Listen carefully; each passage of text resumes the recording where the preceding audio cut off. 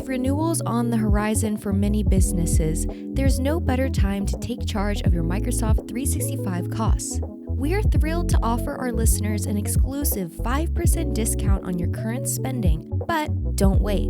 This offer won't last long. We're so confident with the savings you can achieve with Tenant Detective, our Microsoft 365 licensed savings app, that we're putting our money where our mouth is. Tenant Detective can help you uncover additional savings. Think 20 to 30% by identifying unused licenses and optimizing your subscriptions based on actual usage. This isn't just a discount. It's our way of demonstrating how much better we are as a cloud solution provider compared to your current partner. Don't let this opportunity slip away. Visit plow.net/Microsoft 365 promo to unlock your 5% discount on Microsoft 365 licensing. Offer available for new Plow Networks customers only. Hey, Cut the Shit listeners. You can find every episode on Apple Podcasts, Spotify, or YouTube. Go check us out. Welcome back, everybody. You're listening to Cut the Shit, a podcast series that aims to take a closer look at the impact of the IT industry, both the good and the bad. Cut the Shit is brought to you by Plow Networks, a managed IT services company based just outside Nashville, Tennessee. I'm Bryan Link, COO here at Plow, and I'll be your host for this series. I'll ask questions, and with the help of our guests, try to dig deep on some of the key challenges we all face dealing with IT. So with that, let's cut the shit and get started. All right, well, here we are again, guys. After hours, Cut the Shit. It's been a while. It's been a long while. In fact, I can't even remember the last time we did it. It had to be back in the summer. I don't remember. And so it's been at least 4 months. Not that I don't see you dorks all the time, but we haven't gotten together in this particular arena. So it's good to catch up. We're almost at the end of the year, which is, as usual, crazy. And I thought, for today's episode, there's a couple things we could get into. Obviously, this time of year being planning time, it's always a good time to sort of talk about that and what sort of how we think about it and what we're seeing with our clients and maybe what others could learn from how others are doing it, because this isn't a one size fits all. And then talk a little bit about some of the trends. I mean, I don't want to get into AI because everybody talks about that, but as we go into 2025 and maybe some of the things we're seeing out there, we could have a little bit of conversation about that. I got a couple of pieces of information to sort of get you guys going. So, but to start, let's just talk a little bit about it's November, right? We've got less than 2 months left in the year. It's crazy. It's, full on planning for 2025. We've got ours coming up in a couple weeks, and we're probably behind larger organizations for sure. We're behind even our organization. Well, it depends on how you look at it, right? I mean, We're maybe ahead for some years. But you guys have been through a lot of these cycles. What and listening to some of the reps and some of the clients, when we think about planning for 2025, what are you sensing that's on people's minds, and are people approaching it the same as they always have? Or are there any differences in the process that you guys have seen? Certainly this year's the age-old excuse of, it's an election year, so we're kind of half straddling the fence on what we're going to do and not do. Okay. Yeah. So there's that going on. I'm seeing more, less commitment to certain plans because of unplanned expenses that came up this past year. There was kind of a trend of that, and it seemed to be cybersecurity related stuff that gave birth to, we didn't budget for that. Yeah. And so now, how do we budget for something that's unbudgeted? You budget, but based on what, right? And so we're still seeing some timidness around those types of investments. I mean, you mentioned AI. We got a lot of people. We weren't going to talk about it. Yeah, no. We will talk about it. We're just not going to let it dominate the conversation. There's don't follow directions very well. There seems to, I did on purpose because it is relevant. Yeah, it's part of it's the answer. Yeah, so there's a lot of interest in what can I do to make AI do something in my business, but I haven't seen very, very few people have any sort of. The strategy is we're going to try to find some way that it works, and I think usually that's through the Office suite, turn on Copilot or something like that. But is that really meaningful? Does that really accomplish anything outside of maybe conveniences? I mean, is it demonstrable as like this hit the bottom line? We were able to avoid this or find this efficiency here. I don't know. I don't think anybody knows what the hell they're doing with it yet. Yeah, I mean, so the data, some people do, and the but data not on that support that. I mean, there's obviously been a lot of excitement. People have spent money, but there was also a lot of people asking questions like, okay, what's the return? When can I expect a return, and what would that look like? And the people who, I mean, if you think about it, to me, I think about AI almost like the ability to write software code, right? I mean, you can do amazing things with software code, right? But you also have somebody has to write it. Like, you don't know what it's going to be. I mean, it's a research budget at best right now. It's not. We talk about IT as a tool a lot, so. Nobody's budgeting for something they don't know what it is. And so right now we're seeing people try to figure out how much money to allocate to the research side of it. Like, what, it's they're dipping their toe in the water. You're right. It's like software dev. Like, what neat, we can do some cool stuff. What are we going to do with it? Don't know. And then we've seen that we have the experience inside our own four walls, right? We're trying to figure out how to make it work for us. We spent money. We're spending some money. We're spending time and effort. We're trying to collect use cases, actual problems that we could apply this to. And it's just, I mean, we found a couple that are cool and are creating value for us, but it's not easy. I think we're ahead of the normal curve there. And it's not magic. I mean, it's not like it's PFM. You got to get after it a little bit. And I think there's going to be a lot of trial and error on this. And I don't know how much patience people have for it. I mean, I think the people that have early wins will put more money, and those that don't are probably going to be the ones that are later to the party. I mean, that's probably just the way that's going to work. I think you're getting a lot of executive board pressure, saying, what's our AI strategy? There's a lot of that. Remember, like, what was our cloud strategy 4 or 5 years ago? It's just the topic du jour. And so, people, to go back to your original question, I don't see people by and large throwing, named budget line item to it that's significant. So it seems like a lot of the same right now. I mean, security, obviously. I was going to say, if you think of it in that context, right, there's a lot of problems to be solved, right? And there are problems that have discrete solutions to them, and you can figure out how much, if you spend X, you're probably going to be able to solve the problem, or at least mitigate it significantly, particularly in the context of security. Whereas AI is an unknown, right? And so in a trade-off of dollars, one's going to lose very often, right? For sure. I don't think there's any doubt about that. I mean, we're certainly seeing that from our clients. And I mean, if I look at Copilot purchases among our cohort, lots of them are buying it, but they don't buy very many licenses, which means they've got a few that are kicking their, hey, I think there's a lot of, hey, go try this, and if you see something that you think other people can use, tell us about it, and then if that's valuable enough, we'll go spend the $30 a month for other people to have it. $360 a year. That's what it is. Yes, I know. I'm trying to be nice. You can't buy it by the month. You can't buy it at $30 a month. You might like a year's to, worth, whether you want to or not. Yeah, that's Microsoft continues to figure out ways to get additive revenue. They're going to get it. Well, they've made it. It's hard to think of a bet that Microsoft could make a bet the company bet, but they kind of have. They're going all in on this one. They're in the billions already, and certainly don't have the revenue yet to support that. And it's not like it's all up front, and then it's not like it's not like Microsoft operating system. It's really expensive to deliver AI, right? I mean, that's why NVIDIA stock is through the roof, right? They're the ones winning in this game. $30 a month is a lot, and it's not even close to what it should cost, based on the investment they've made. For sure. Anyway, to your point about budgeting, it's the same old. Okay, so let's flip the script a little bit. So let's kind of bring it back. Let's bring it to our side of the table. We've had a lot of conversations about sales trends over the years. I mean, this whole podcast started on, the idea of cut the shit from the sales process.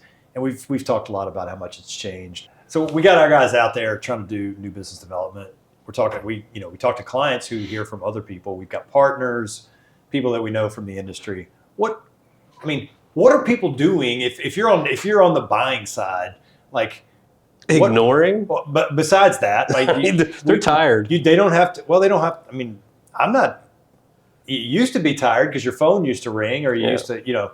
Nowadays you don't ever have to talk to anybody if you don't want to. Realistically, call screen. And they really don't. And so I'm curious to see as you guys think about that, where does this go? What's the logical conclusion? Because there's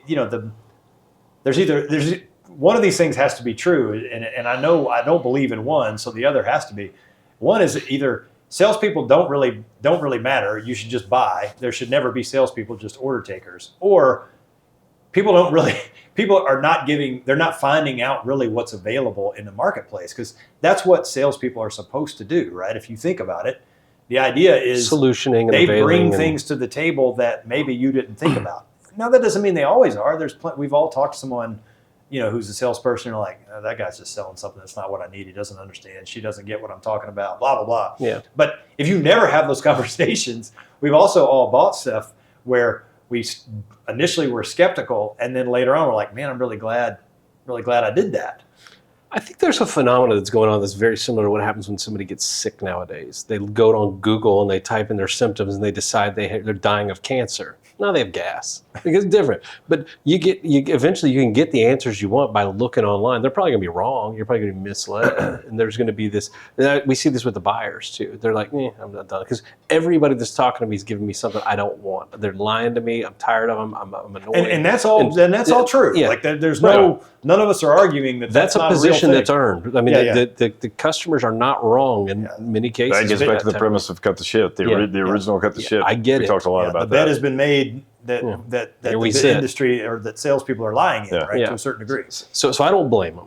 Yet at the same time, at some point, you are sick enough that you're going to go to the doctor, and you might be surprised. There's something out there that's, maybe you're not dying. Maybe you are dying. You really need some serious help right now. And somebody that does this for a living all the time with different people over and over and over can assimilate things and maybe lead you down a better path. But that's hard to get a customer to trust because we're not doctors. No, I mean, I was going to say, there's actually a different comparison. That's what I'm saying. Yeah, so if you feel comfortable in the stack that you have today, and you don't really have a need to go out there and figure out what else is there, because things have consolidated. Think about the carriers, think about like some of the different manufacturers we work with. That space, that there's been a consolidation there for sure. Until you need something new, which is typically driven by an event that causes you to now realize I need something new. Then you go out and you do your Google, and then maybe you reach out to somebody you actually see and try to figure out if there's somebody within that organization, the channel, direct, whatever, can come out and actually talk to you about that thing. I think that... and you might get a good one, you might not, and then you're going to be right back where you started. Be like, I hate these guys. I think originally it was, I'm not going to take calls. I'm not going to accept emails. And I think about that a lot because, we're charged with lead generation. Right. Maybe it is not just, I'm not going to take a call or I'm not going to respond to an email. It's, I have no need. Like in my mind, I don't have any kind of need whatsoever. So why in the world? I'm not going to just not take a call. I don't have a need to take a call. So of course I'm not going to take a call. And I think that there are fewer choices depending on like the segment that's like you're living in, i.e. security versus infrastructure versus network, whatever, maybe. I don't know. That's interesting. I hadn't thought about that until that piece of it until you started describing. And I just think about it. I went to that PAX 8 meeting back in June just to, don't use them, but we were looking at a meeting with a guy to talk about something specific.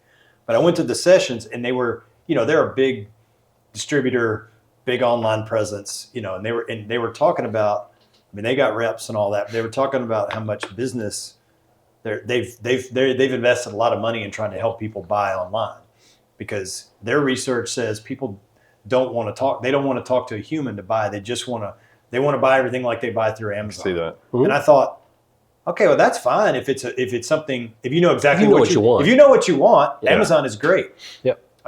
If you don't know what you want, Amazon is not very good. It's not very helpful. Yeah. In terms of figuring out something. It's sort of like, the whole premise of, not to get too down the rabbit hole, but the whole premise of Netflix when it first started, right, was going to be this universe of content, which was great because before you had the video store and it had limited shelf space. So, wow, instead of this, you got this now. Okay, awesome. But that wasn't really what made Netflix so attractive, right? It was, they were going to have this algorithm that was going to help you figure out what you wanted to watch. They weren't, you went there thinking I want to watch something, but they were supposedly going to help you figure out what you want to watch. I don't know about you guys, but I think they have completely failed at that. I don't think anybody goes to Netflix and thinks those guys know exactly what it is that You're going to want. spend an hour looking at previews and get pissed off. And All they do is show you TV. what you watched before, Yeah. and here's what other people are watching. That's what the algorithm does, which is no different than what Amazon does. If you're looking at toilet paper, well, this is what other people are buying. They're buying toilet paper and bath towels or whatever. I mean, big fucking deal. Like that's not that helpful. Right. Like that doesn't change the buying process. It doesn't make the buying process what we think it needs to be when you're talking, because we're talking about complex. These are complex services, right? When you say something like security, it doesn't mean three things. Right. You know, it's not restocking the bathroom.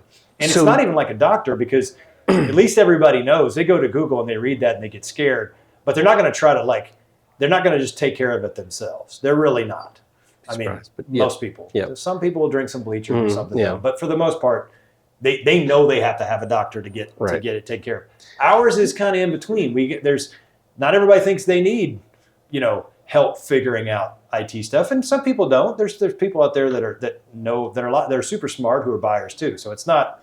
I don't mean to imply that, but it's interesting to me it feels to me like where we're going, or at least the assumption we're taking from the marketplace is we need an Amazon to be able to figure out how to buy complex IT systems. And maybe that's what's going to happen. I don't know, but I don't feel like it's there yet. I do think that the sellers have become more moronic. I mean, I'll be honest. Like, as I look across the spectrum of sellers, there was a day and age, I'm getting old enough now I can say this, where a seller that came in this space knew what they were talking about. They were well versed in it. Now, granted, what was out there in the market to buy was also smaller. So and that helped. Yeah, correct. A lot. I mean, you basically have this color or that color. I mean, now you've got various derivatives of. It also was a lot more expensive on a per unit basis. Correct. Yeah. And so you could afford higher quality. Yeah, selling was a different animal. Yeah. There's not a lot of selling, I would argue, that takes place these days. There's a lot of, you tell me what you need and we're the supply side to buy it. Now, I'm not saying that's exclusive. That happens. There are still professional sellers out there. But that is you can Amazon that close. You can get a lot more closely. Yeah, I totally agree. So why would you avail your time and effort into potentially coming across the latest moron? I'm not saying all sellers are morons, but I mean, as I watch Bryan try to hire some, and it's just not the same. You calling me a moron? No, I'm not. It takes one. No, I'm saying it's just the quality of candidates that exist in the marketplace these days, and the understanding of what their role is so different than it used to be. Yeah. Used to is customers going to avail their woes to me and expect me to be resourceful and creative to pull these things together and present them with the information needed to make a good decision. That's not what they do now. How many of those stupid things you need you can buy from anybody else, and I put a price on it? That's about what it amounts to. That's the scope of what I think a lot of the sellers think is expected of them. So I can understand why the buy side is looking at this going, I don't need anything from you because you don't have anything to offer. I've at least come across 10 of you in the last week that don't have anything to offer. And sorry, 11th guy, you've got something to offer, but I'm numb. I get stuff comes across my email regularly, and I don't pay any attention to it. Well, and so people. I know what that's like. I mean, I'm on that side too, just like you two are. Yeah. I mean, you're not just in the sales world. Everybody's a buyer as well. And people are wise to the bots and the AI-driven selling marketing efforts that are out there, and so on. I mean, customers read I get them countless, hundreds a day, literally hundreds a day of stuff that I'm like, this is so completely irrelevant and obviously not written by a human. Like so. You just, and the poor guy that probably, spent an hour writing a nice letter to intro himself, law, you'll do that. It's buried in there. Yeah. So people are numb to it. I get it. I don't blame the customers at all. I blame ourselves. I think it's a real challenge. And I say it's obviously a challenge for us as we try to find new business. Different. But it's also a challenge. I mean, again, as someone who sat in a CIO role before, like finding good people to help you solve problems is not easy. Mm-hmm. Like it's really hard. And it's almost like a paradox. It really is a paradox by definition. I mean, and I guess that's where trust and referrals. Yeah. Those have always been the best way to get a client is a referral. Always has been. Always never will changes. Be. That'll never change. It's just become almost the only way. The only way. I was going to say as opposed to the other mechanisms that used to be one of the ways. Right. When you guys think about 25 and you think about our clients. And sort of I mean, they're not representative of they're not representative of the world, but they're representative of a slice of the world. What are the challenges that you think when we think about them and what they're looking at as to go into 2025? What do you think the challenges are, either that they're telling us that they have, or that we sort of anticipate from the conversations we've had over the past 3 to 6 months with them? I mean, it's the topic du jour always, but it's risk. That's what I see. They're worried about, am I choosing the right strategy to manage risk here? And am I appropriating the right amount of expense to managing that risk? I think that's the number one thing. Risk could be downtime, but I mean, it's unintentional stuff. It's typically cyber. I mean, we're seeing so much. Business interruption, your biggest risk. Right? Yeah. I mean, Used to, it was an accidental business disruption, and those happen. It's just where the world is. Now we've got people actively engaging and investing time and effort and material and tools into disrupting business. Deliberate, and so, for sure. It's the difference between getting shot in an accidental drive-by and being targeted, and that's what's happening now. So, people don't walk around with bulletproof vests because accidental drive-bys are pretty rare. If we were in a war zone, we'd all be vesting up, and that's what's happening. And so, and there are so many ways to actively participate in your defense, and none of them are right. None of them are inherently wrong either. It's a culmination of a lot of different things, and that's complicated, and it doesn't make money for customers. It's like insurance. And the whole idea of zero trust architecture assumes breach, right? The Correct. first principle is you're going to get fail, breached. right? But that's a hard thing to accept. It's very hard to accept, and it's painful, and you know what that means is it's going to be expensive, and most of the money you spend. What's going to happen is you're going to get breached, and then you're going to have an audience that'll listen. Yeah, it won't. I mean, so to Law's point, very often people spend some money, but then spend big money after an event. Yeah. Right. We've talked about the whole, it's not if, it's then or when. Now that's way more problem. Like I wouldn't be surprised to get a call every day. Let's say we've seen 3 majors in the last 5 weeks within our client base, which is representative of a teeny tiny swath of what's going on. So, and doesn't surprise me a bit. I mean, I pulled Microsoft's October. They do kind of an annual security report. Ransomware tripled year over year. I mean, significant. And I read that and I was like, that doesn't surprise me. Well, that's attempts. So ransomware attempts tripled, and the success rate declined by about half that. It went down by about half. But the net impact was way up because it's like anything else. They're just throwing more darts against the wall. Yeah. More money. Right? Well, and that's where AI and automation is going to. They've institutionalized the attempting, right? Yeah, the attempts are not laborious. And it's still, I mean, as we can talk all we want about the clever schemes people have used, or the nation state bad actors, etc. Those are all real, but those are really the small part of the problem for most of the commercial world. It's business email compromise, phishing, scam. The scammers, that's what it is. It's very old school in that sense, right? It's tricking people into giving you information, which makes it incredibly difficult to find a tool to fix that. I mean, we sat here 6 years ago with the chairman of the board for a sizable bank, and he said the thing that keeps him up at night most often, this was not in context of IT. It wasn't give me an IT answer because we're IT guys. He said that I spent my career building a brand and it's going to get torn down overnight because of something like a security incident. Yeah. I mean, I guess the only upside now is they're so common that we used to think that it would kill your business to have a compromise, and not because of the ransomware or whatever, maybe, but more because of the brand damage. Yep. Now you know what's happening. I don't think most consumers or even in a B2B environment. I mean, every security company has been breached.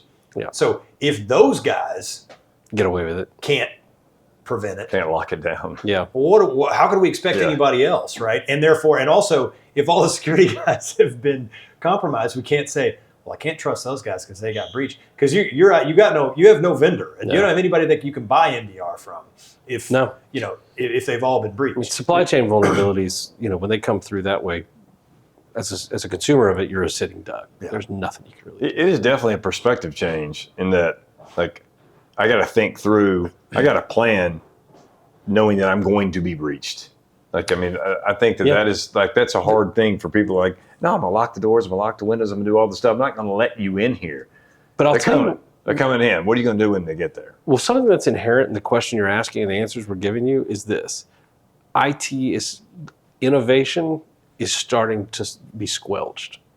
Like, organizations are taking time and effort and resources and expenses and throwing them all at defense rather than what I'd say is offense natively. Like right, because we just talked about it. And, if you do a great job and you never get, let's say we came up with a great solution, we magically invented something that prevented a breach from ever happening.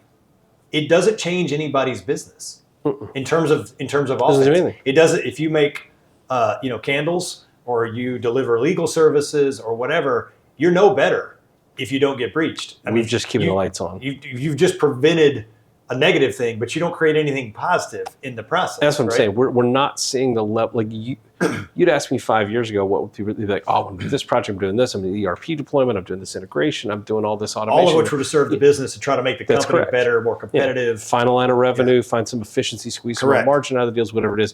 Those have taken a back seat to defense. Right. In most cases. What we're doing is, I mean, we're now in the insurance business. Yeah. In a lot of ways, right? At the end of the day, because that's exciting. Insurance is the only business where you spend money and you hope you never get anything for it. Yeah. Right? I mean, you don't want to claim. Yeah, you hope. That's you don't want that. I mean, as stupid as that sounds. All right. I want to talk about something specific related to security because it's been one of our best clients has had real frustration with this, and it fits in with our cut the shit theme. So I got to wonder if this is just us, or are we just living in some sort of weird narrow niche, or if this is something that's happening everywhere. But MDR solutions, so managed detection and response. The response, the R in the MDR. Well, I don't know about you, but I would when I think response, I would think it means somebody doing something, active participation in the actively response. Participating in responding to fix whatever issue has been identified with the detection. And it seems to me a lot of buyers think that as well. But we've got one client in particular he's like 0 for 3 trying to get solutions where he bought something thinking it was going to be, the R was going to be real response. And it's really not. It's MDN. It's managed detection and notification. It's a lot of alligator arms in that space. And that to me is maybe he's just hearing what he wants to hear and nobody else is having that problem. I have real doubts about that. And that's exactly the kind of thing that makes us look bad as an industry. Sales guys will say a lot. And I've seen plethora of MDR providers. I've left the conversation feeling like maybe I misheard them, but it sounds like they're going to actively participate. I mean, it's like the Iron Dome, right?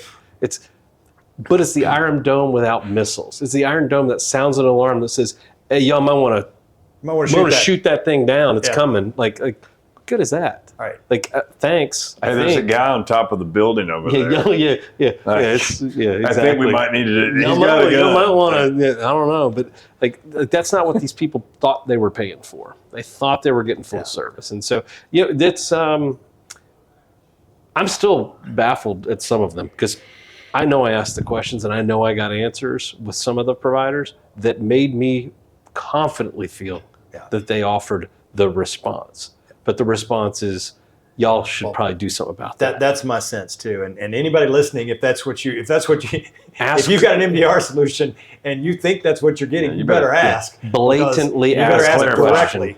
Give an example. If this happens, what do you do? Yeah. And show me what you do. What do you do next? And then if not, then you need to talk to your in-house team or your third-party provider to say, if we get these notifications, we're going to have, who's going to do something about it at 2 a.m, on a Saturday? Because that's when it matters, right?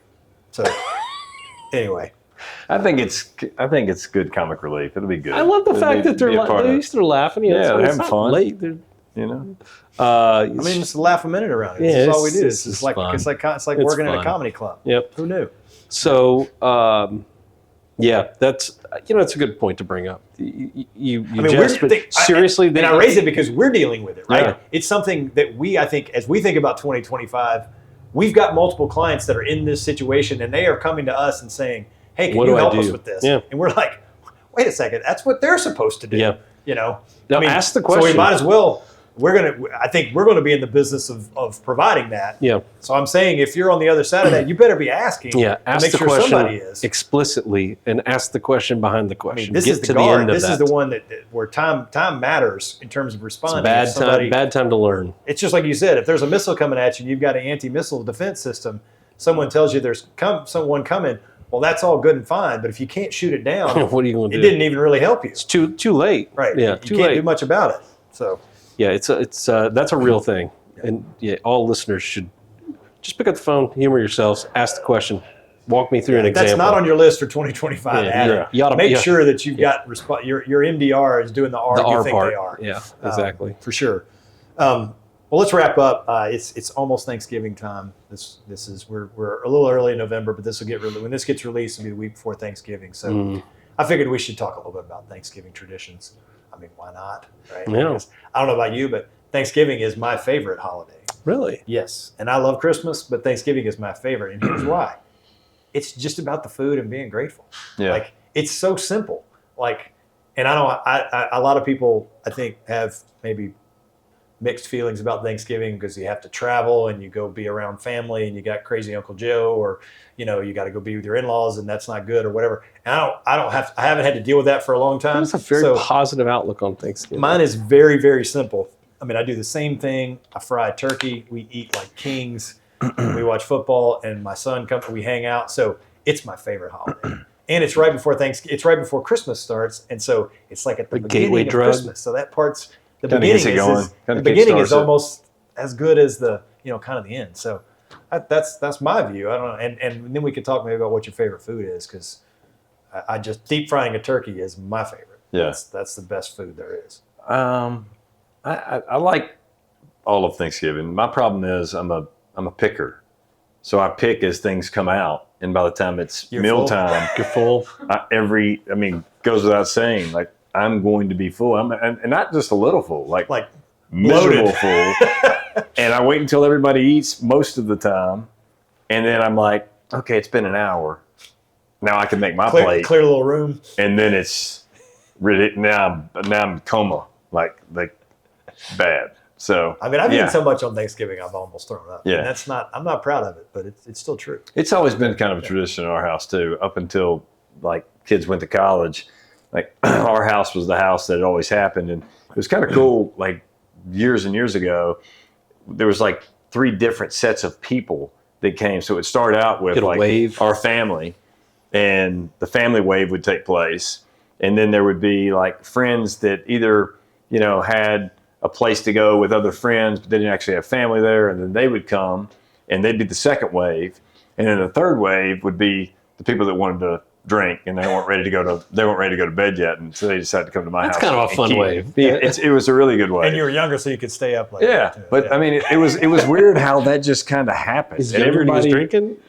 What's that? He was younger and he was drinking? Yeah, well, he was younger, so he could stay up late enough to drink. Yeah, I could drink longer. I could drink more, and I could drink longer. Yeah. I thought you meant like he was he was like of age of minority. I just meant like, I have to go to bed at 10 o'clock, so I'm fucking old. This is what happens. Yeah. So, I'm a Thanksgiving fan. I enjoy it too. See, I'm a polar opposite, but I'm kind of a creature of habit, and I'm a busybody. And to me, it's a day where I have to do stuff that's a pain in the ass, go somewhere I don't want to go, and order shit I'd never order off a menu anyway. So I'm annoyed with the day in general. That's a bad perspective. I was saying, I think there's a lot of people that don't like Thanksgiving. Yeah, I don't particularly care for Thanksgiving. It's complicated. There's travel around the Thanksgiving. travel piece sucks. If you've got to drive or whatever, it's terrible. I'm going to do that for the second time this year. Your house has always been the house. We nipped it in the bud, though. I mean, when it first started. Your Thanksgiving last year was awesome. You called me. He called me. He FaceTimed me Thanksgiving afternoon from a hotel room in some random Hampton Inn, and his kids are like wrestling in the furniture in like the atrium of the hotel. I'm like, that looks. And you had like pizza or no? We went to Cracker Barrel. Yeah, Cracker Barrel, bro. Yeah. Like it was like I was like, what in the hell are you doing? And where are you? I was like, that looks actually kind of fun. Well, and you got to remember, it happened because the Airbnb Amy found. Oh, that's right. Oh yeah, it was like a house, right? disaster. You were likely to be murdered. We pulled into that place at 1:30 in the morning. It was like, do we get out? Misrepresented. Like, yeah, it was misrepresented. Big time misrepresented. So we did our Thanksgiving at the Hampton on 40 East. Sounds awesome. Durham. Yeah, he called me. I'm like, where the hell are you? I forgot. But typically in the past, so it started like, I think with the first couple of years we had kids, it was go here, go here, go. I mean, to a point we started on Wednesday. Yeah. So we wouldn't have 3 places to go on Thursday because my family tree gets kind of crazy. So it was Wednesday and then it was Thursday. And then some people would come to our house maybe Thursday evening. And at some point it shifted. And we're like, we're not doing this anymore. Like, y'all can come to our house for Thanksgiving. You guys can come to our house for Christmas. We'd love to have everybody. Having kids solved that problem did for it us change for us? Christmas. Oh, Because we were like, we're at home. Yeah. If you want to come see us, here we are. It just reminds me of all the brown food that grandparents eat. Yeah, I wouldn't. like, You man, I made a like good that point shit. there. Like, I wouldn't order That's what I'm saying. Like, any of that stuff in a when was restaurant the last for time? the most part. Maybe there is a turkey consuming nation out there. But I think I'm going to have to invite you to our house for Thanksgiving. Really? I kind of feel like you maybe have gotten the shaft here. It's possible. I think for our offsite, you should fry turkey. Listen, I've had some great turkey, but turkey is definitely not my protein of choice. If you haven't had fried turkey, it's different. Well, I've had fried turkey, but turkey. Maybe Link needs some fries. There's a lot of good. We'll drink some cold beers with it. Hey, listen, I'm down with that. Crack me up. I don't know why. Turkey and some cold beer. Turkey and some cold beer. Turkey and cold beer. Like, Jesus. Good Lord. Like Trent. Cold beer. Cold beer. Like the Barker. Yeah, National it's not. Sounds. Yeah, cold beer. Oh my God. Yeah, you just reminded me of something. At the game Saturday, all of a sudden this guy, beer guy, put his stuff down. And I thought he was, actually I wasn't really paying, I thought he was the water guy. And all of a sudden he yells, "I got a public service announcement." Like, everybody's like, "What?" And he goes, "I got cold beer."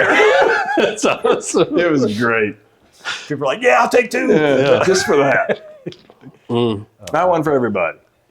All right, well, we won't 2 to belabor 1, the 2 point. against 1. You got 2 that love it, and I'm like, I enjoy it. Again, I think it's, I think There's the nap part of it too. We didn't hit that. Like, there's that when you do hit the come and you got everybody in there and they're watching football, and next thing you know, you look over and you got, everybody's asleep. I mean, goes without saying, the 2 Scots that come to my house both go to sleep. Like, I know who you're talking about. I get that. Lights out. Yeah. Well, happy Thanksgiving to everybody out there. Happy Thanksgiving. Get that budgeting done. Ask about the R NDR. in your NDR. Yeah. You'll be glad It's the you did. R in your NDR doing what you think it's supposed to be. Maybe doing. we ought to R. do something on that at the little like marketing campaign, because I MDR, got some real questions. Question mark? I don't think our crew's the only one having that. Absolutely not. misconception. No, I think that's pretty industry sure. wide.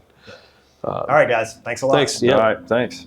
We hope you enjoyed this episode. If you are enjoying the podcast, we'd appreciate it if you would become a subscriber wherever you get your podcasts.